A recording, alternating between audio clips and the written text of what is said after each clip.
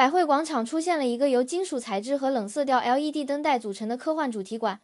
不要以为这是商场的临时展台，这是新加坡国家图书馆管理局的一项长期战略测试。根据历年的统计数据，成年人前往传统实体图书馆的频率在持续下降。专门花半天时间去一趟国家图书馆，对大部分职场人士来说，时间成本过高。为了应对阅读率下降的数据， NLB 改变了物理空间分布策略。他们把4000多册科幻小说直接搬进了东海岸，这家有40年历史的商场。这个占地面积不到100平方米的展区，正好卡在人流最密集的通道旁边。它属于 LAB25 计划的早期测试阶段。LAB25 的全称是2025年图书馆与档案馆蓝图。通过分析具体的人流量数据和技术架构，看看新加坡政府如何利用科技手段重新分配社区里的公共服务设施。这种分散式的网点布局反映了相关部门在产业规划上的具体考量。新加坡早期的城市规划采用高度集中的组屋区配套模式，在但宾尼或者裕廊东这样的市政中心，地铁站旁边通常会建设一个综合交通枢纽、一个大型商场，以及一座占地数千平方米的区域公共图书馆。目前的后台统计数据反映了一个明显的变化，人们获取信息的方式转向智能手机，传统的目的地型公共文化空间的到访率增长陷入停滞。你可以计算一下，过去1年里，你有几次专门前往裕廊区域图书馆借书？当维持一栋5层楼建筑的空调、照明和安保成本逐年上升，而单日进馆人数却没有同步增加时，单次借阅的运营成本就在迅速走高。相关部门公布的年度报告显示，实体书籍的借阅量需要新的增长点。新加坡政府的应对方式不是继续翻新旧大楼，他们直接调整了空间部署的策略。既然周末的人流都集中在商场和社区咖啡店，公共设施就必须主动靠近这些人群密集区。NLB 推出的 LAB25 计划，具体操作就是增加服务网点密度。他们已经在全岛多个核心商场与社区交通节点部署了这种小型借阅站，比如之前在乌节路商场里的设计主题馆，以及现在东海岸的科幻馆。这不仅是几个月的短期活动，以百汇广场的这个科幻馆为例，它签署了长达几年的场地协议，会持续运营到2027年。它改变了图书馆必须独立占用一栋大楼的物理形态，书籍和多媒体资源被直接放置在高人流量的商业区域里。对于平时没有时间阅读的成年人来说，公共服务正在从被动等待市民上门，变成在生活必经之路上提供几分钟的便捷服务。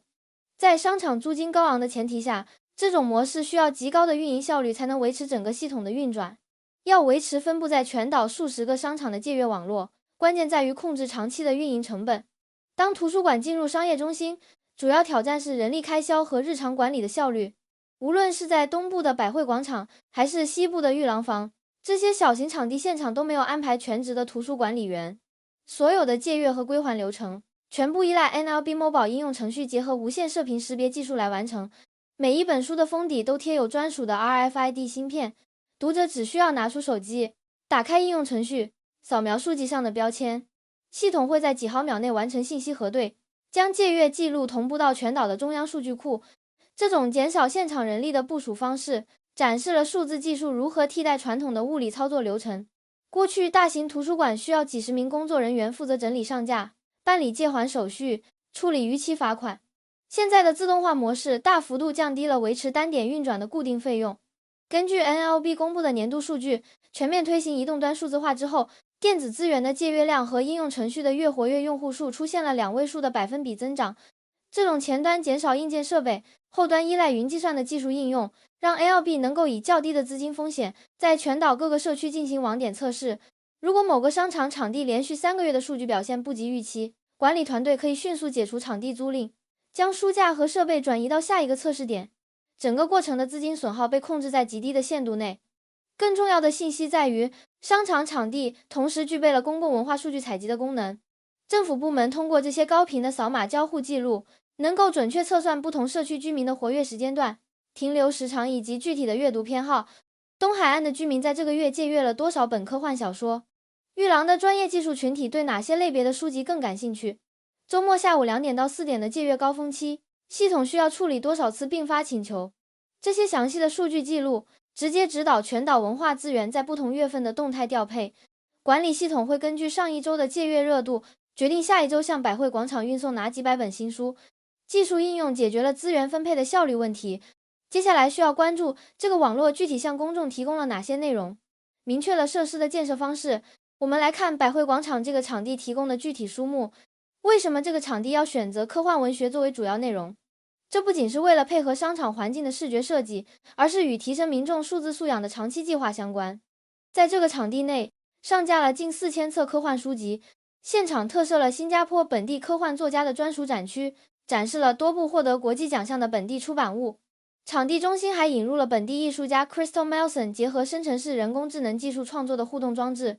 读者可以通过触摸屏输入特定的文本指令，系统会在几秒钟内生成独特的视觉图像，并展示在大型显示屏上。从产业分析的角度来看，这是一个理性的政策信号。新加坡作为一个没有自然资源、完全依赖技术驱动的经济体，长期的经济发展深度依赖民众对前沿科技的接受度，以及对未来技术趋势的理解能力。在生成式人工智能开始改变金融、医疗和教育行业的现阶段，部分人群对新技术产生了担忧和不确定感。通过科幻文学和人工智能互动的低门槛体验， NLB 实际上在进行大众范围的科技普及教育。